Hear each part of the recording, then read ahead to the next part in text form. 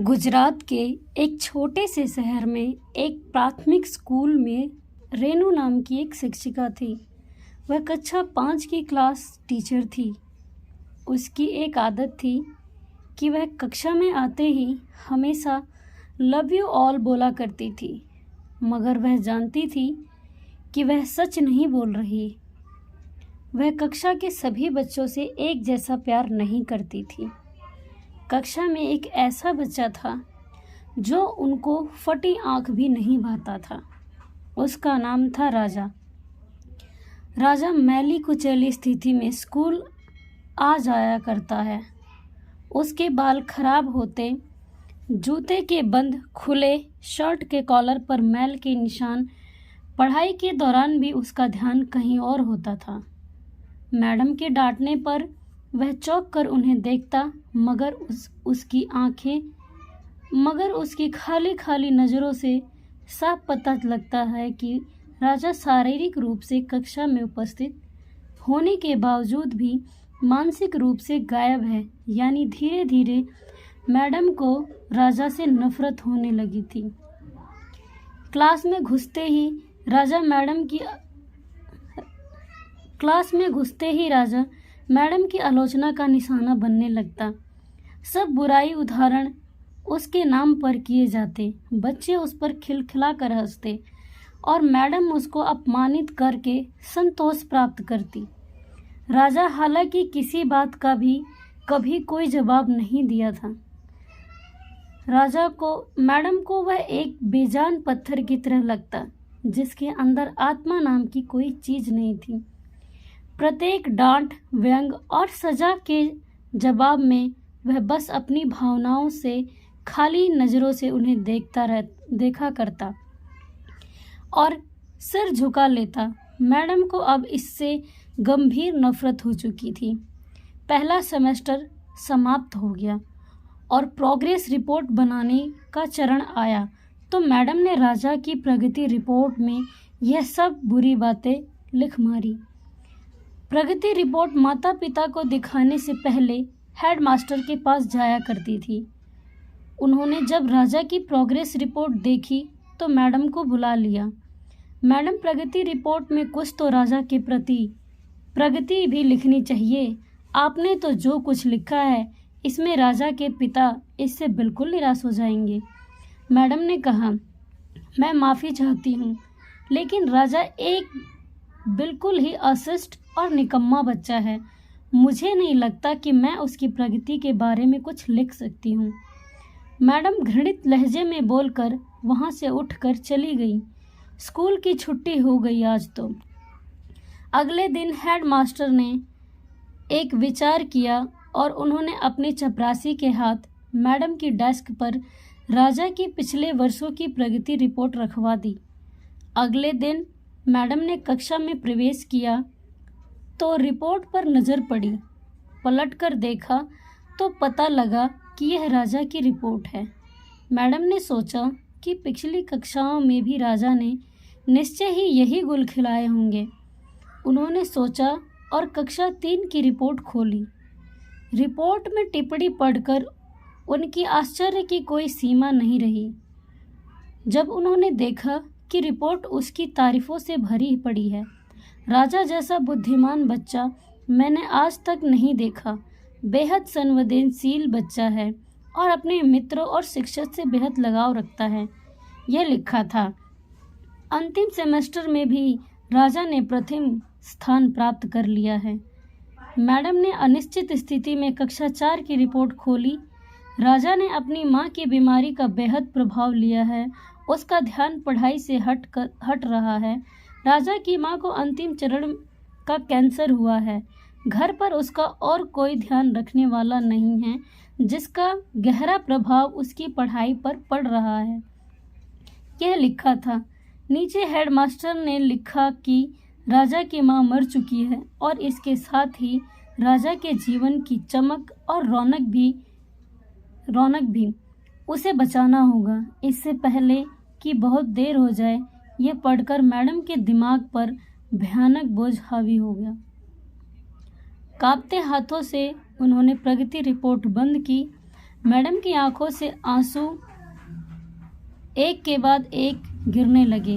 Madam ने साड़ी से अपनी आंसू पोंछे। अगले दिन जब मैडम कक्षा में दाखिल हुई तो उन्होंने अपनी आदत के अनुसार अपना पारंपरिक वाक्यांश लव यू ऑल दोहराया, मगर वह जानती थी कि वह आज भी झूठ बोल रही हैं, क्योंकि इसी क्लास में बैठे एक उलझे बालों वाले बच्चे राजा के लिए जो प्यार वह आज अपने दिल में महसूस कर रही थी, वह कक्षा में बैठे और किसी भी बच्चे से अधिक था। पढ़ाई के दौरान उन्होंने रोजाना दिनचर्या की तरह एक सवाल राजा पर दागा और हमेशा की तरह राजा ने सिर झुका लिया। जब कुछ देर तक मैडम से कोई डांट फटकार और सहपाठी सहयोगियों से हंसी की आवाज़ उसके कानों में ना पड़ी तो उसने अचंभे में सिर उठाकर मैडम की ओर देखा। अप्रत्याशित उनके माथे पर आज बल न थे, वह मुस्कुरा रही थी।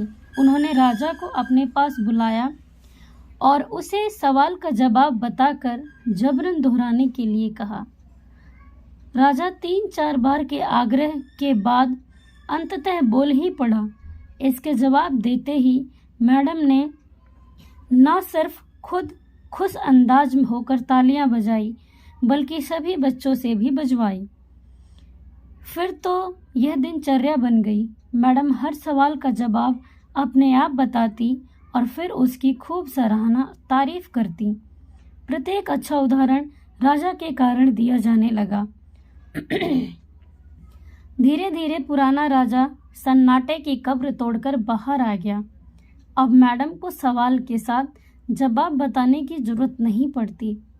वह रोज बिना त्रुटि उत्तर देकर सभी को प्रभावित करता और नए नए सवाल पूछकर सबको हैरान भी करता। उसके बाल अब कुछ हद तक सुधरे हुए होते थे, कपड़े भी काफी हद तक साफ होते, जिन्हें शायद वह खुद धोने लगा था। देखते ही देखते साल समाप्त हो गया और राजा ने दूसरा स्थान हासिल कर कक्षा 5वीं पास कर ली, यानी अब दूसरी जगह स्कूल में दाखिले के लिए तैयार था। कक्षा 5वीं के विदाई समारोह में सभी बच्चे मैडम के लिए सुंदर उपहार लेकर आए और मैडम की टेबल पर ढेर लग गया। इन खूबसूरती से पैक हुए उपहारों में एक पुराने अखबार में बदतर सलीके से पैक हुआ एक उपहार भी पड़ा था। बच्चे उसे देखकर हंस रहे थे। किसी को जानने में देर न लगी कि यह उपहार राजा लाया होगा। मैडम ने उपहारों के इस छोटे से पहाड़ में से लपक कर राजा वाले उपहार को निकाला। खोल कर देखा, उसके अंदर एक महिला द्वारा इस्तेमाल करने वाली इत्र की आधी इस्तेमाल की हुई शीशी और एक हाथ में पहनने वाला एक बड़ा सा कड़ा कंगन था, जिसके ज़्यादातर मोती झड़ चुके थे।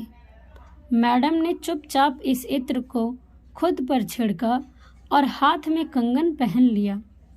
बच्चे यह दृश्य देखकर सब हैरान रह गए। खुद राजा भी आखिर राजा से रहा ना गया और मैडम के पास जाकर खड़ा हो गया। कुछ देर बाद उसने अटक अटक कर मैडम को बोला, आज आप में से मेरी माँ जैसी खुशबू आ रही है। इतना सुनकर मैडम की आंखों में आंसू आ गए और मैडम ने राजा को अपने गले से लगा लिया। राजा अब दूसरे स्कूल में जाने वाला था। राजा ने दूसरी जगह स्कूल में दाखिला ले लिया था। समय बीतने लगा। दिन सप्ताह महीने और महीने साल में बदलते भला देर कहाँ लगती है। मगर हर साल के अंत में मैडम को राजा से एक पत्र नियमित रूप से प्राप्त होता, जिसमें लिखा होता कि इस साल कई नए टीचर्स से मिला, मगर आप जैसा मैडम कोई नहीं था।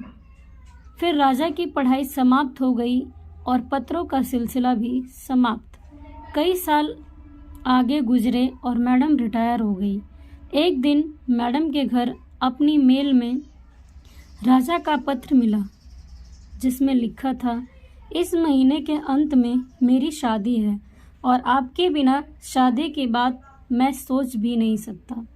एक और बात है, मैं जीवन में बहुत सारे लोगों से मिल चुका हूँ। आप जैसा कोई नहीं है। आपका डॉक्टर राजा। पत्र में साथ ही विमान के आने जाने का टिकट भी लिफाफे में मौजूद था। मैडम खुद को हरगिज न रोक सकी। उन्होंने अपने पति से अनुमति ली और राजा के शहर के लिए रवाना हो गई। शादी के दिन जब वह शादी की जगह पर पहुंची तो थोड़ी लेट हो चुकी थी। उन्हें लगा समारोह समाप्त हो चुका होगा, मगर यह देखकर उनके आश्चर्य की सीमा न रही कि शहर के बड़े डॉक्टर, बिजनेसमैन और यहाँ तक कि वहाँ पर शादी कराने वाले पंडित भी थक गए थे कि आखिर कौन आना बाकी है। मगर राजा समारोह में शादी के मंडप की बजाय गेट की तरफ टकटकी लगाए उनके आने का इंतजार कर रहा था। फिर सबने देखा कि जैसे ही एक बूढ़ी औरत ने गेट से प्रवेश किया, राजा उनकी ओर लपका और उनका वह हाथ पकड़ा जिसमें उन्होंने अब तक वह कंगन पहना हुआ था और उन्हें सीधा मंच पर ले गया। राजा ने माइक हाथ में पकड़कर कुछ यूं बोला, दोस्तों, आप सभी हमेशा मुझे मेरी माँ के बारे में पूछा करते थे और मैं आप सबसे वादा किया करता था कि जल्द ही आप सबको उनसे मिलाऊंगा। ध्यान से देखो, यह मेरी प्यारी सी माँ दुनिया की सबसे अच्छी है। यह मेरी माँ है। दोस्तों, इस कहानी को सिर्फ शिक्षक और शिष्य के रिश्ते के कारण ही मत सोचिएगा। अपने आसपास राजा जैसे कई फूल मुरझा रहे हैं जिन्हें आप जरा सा ध्यान, प्यार और स्नेह से नया जीवन दे सकते हैं। स्वार्थ के लिए तो दुनिया जीती है, मगर परमार्थ के लिए कोई ही कदम आगे बढ़ाता है। दोस्तों, अगर आपको हमारी कहानी अच्छी लगी हो तो इसको लाइक करें, शेयर करें और कमेंट करना ना भूलें। और हमारे चैनल पर पहली बार आए हैं तो हमारे चैनल को सब्सक्राइब करें। हमारे चैनल पर आपको और भी इंटरेस्टिंग कहानियाँ मिलती रहेंगी।